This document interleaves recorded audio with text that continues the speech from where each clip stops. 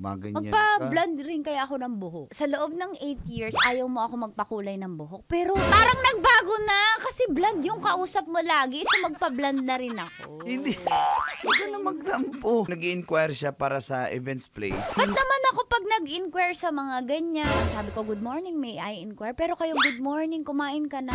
Inquire yun? Ikaw naman yung nagtatanong, kumain ka na. Sumagot ka naman. Hindi pa, ikaw ba? Bakit may balik? Ba't mo siya tinanong kung kumain ka na ba? Mag-ano ba kayo? Concern ka din sa kanya. Ako hindi mo tinanong. Baby naman. Sagutin mo yan sa harap ko. Kapag di mo yan sinagot, ibig sabihin, kabit mo yan. Hello. Ay, Kath. Hello, kumusta? Hi, Baby Gerson! Anong baby Gerson? Maayos ka. Baby Gerson? Baby. May tawagan na ko. Wala kami tawagan. Pumayad na ako dun sa package na sinend mo.